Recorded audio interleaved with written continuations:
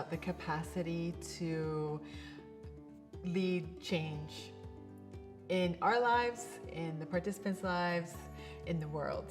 And the way we can do that is by supporting ourselves and the participants to see opportunities and challenges as opportunities for growth. It can be so easy to get stuck to what happened in my life and what I make it means, making the difference between what happens in life and who I am in life.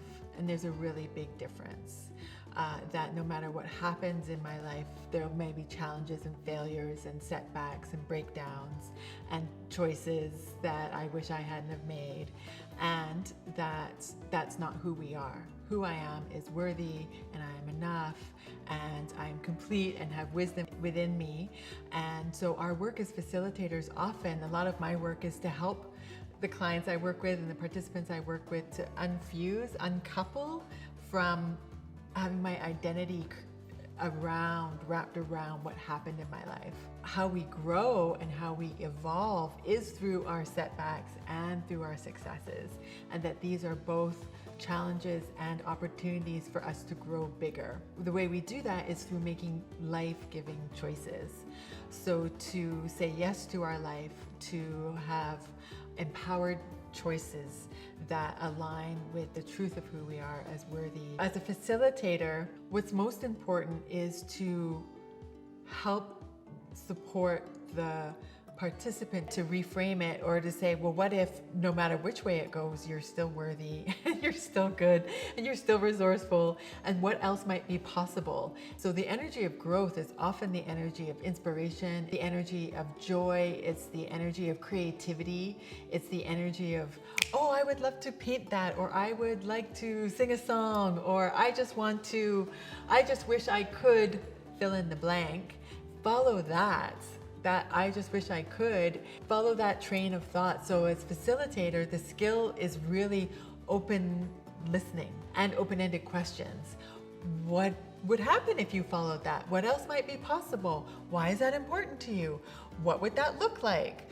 And just really fostering and sponsoring that energy, sponsoring the greatness, sponsoring the possibility to activate new awareness, activate new insights and new ways of looking at things that can support and empower a person to make a different choice and to see themselves differently and open up to new possibility and new solutions. Sponsoring the greatness is a powerful way to facilitate growth. As facilitators, we're tracking the greatness and the learning and the insight and the awareness for the participants and helping to amplify that. And a really powerful way to do that is by asking open-ended questions or saying something like, tell me more. What's important to you about that? Why is that important? It's about looking for what's good inside the participants and amplifying their gifts of, well, I can see you really care about connection, or I can see that fairness is really important to you. Looking for what's good underneath what it is that they're saying and acknowledging that and affirming that and communicating that to them to help them see what's good about themselves. That's what sponsoring the greatness is. One of the greatest things that gets in the way of growth and learning is fear of emotions. And anger is one of our strongest emotions. And as facilitators, it's really important to be able to manage and engage our own emotions and have a relationship and an understanding of how our emotions work. In creating a space for participants to share their experience, as facilitators, it's important that we are non-reactive to the anger that might show up, to the tears that might show up, to the sadness that might show up, and to really create a space where the emotions can be acknowledged and can be moved through. Eckhart Tolle says it only takes 90 seconds for an emotion to actually move through the system. The energy gets stuck when we don't allow it to happen. So when we say, don't cry, or you can't be angry here, then that shuts down that emotion, represses it, suppresses it, so it comes out in inappropriate behavior. And one of the important ways of facilitating growth is facilitating and transforming our relationship with emotions and supporting the participants to facilitate their own transformation with their own emotions. What is the gift of this sadness? What is the gift of this anger? Each emotion has a message for us. It's the way that our soul speaks through our body to let us know to pay attention to something. To create an environment that is safe is really to say, I can see that you're upset about this, or I'm thinking that you're angry. What's going on for you? Is that what you're feeling? And just to ask, what's going on for you right now? I can see there's a lot of emotion right there. And just being able to say, oh, I'm feeling angry. That in itself helps me calm down my system. It helps to acknowledge the emotions and the feelings that are present. And that is a powerful way of facilitating growth. Instead of the feeling having me, I'm kind of consumed with my anger or my sadness, that I have it. I have my emotions. I'm able to be self-differentiated from my emotion, that I can name it, I can be aware of it, and I don't need to express it and cause harm to the people around me. So this is definitely a skill, and it's definitely a practice, and it's lifelong in my experience, and it is part of creating an environment of growth and of learning. So very much like we begin the conversation with a check-in, asking the participants about who they are and what they want from the conversation. We end the conversation by asking, what's been the value of this conversation? What are you leaving with that you're grateful for? Or what's an awareness that you have that you didn't have before?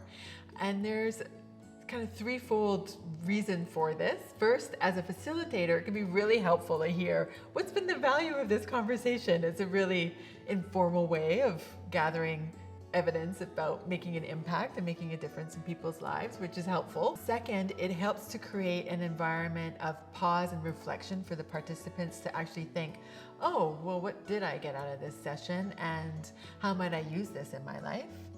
And then third, it helps the collective learning environment because the participants get to hear from each other and remind each other about the nuggets of wisdom from the session and what they're taking away. Every hub module ends with a sharing circle, which is very much like a checkout opportunity to hear from the participants about what's been the value of the conversation.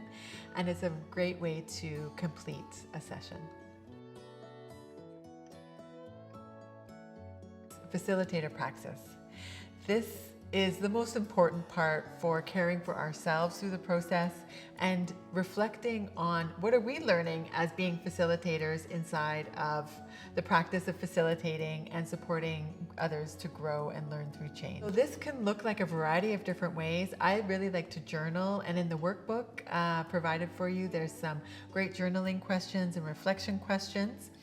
It's important and a great opportunity for us to learn and evolve in our own practice by reviewing what worked, what didn't work, what could I have done differently, where did I get hooked or reactive to what a participant said or did or didn't do or say, what emotions are coming up in me inside of this session that may need to be listened to and have a gift for me inside of my own learning journey. The biggest and most important difference that I've experienced in leading change and transformation is in modeling being the change that we want to see in the world. And in facilitating growth for others, it's important that we are embodying that practice of facilitating growth for ourselves and that we engage the everyday practice of our lives and our work as an opportunity to do that. So each time there is a reactivity, each time there's like a breakdown, or I could have done this better, or I start beating myself up, that's an opportunity for some facilitator practice and to take care of ourselves. It's really important in these times to create spaces and places for our own self-care, for our own reflection and our own boundaries, for our own heart, so that we can continue to do our own practice.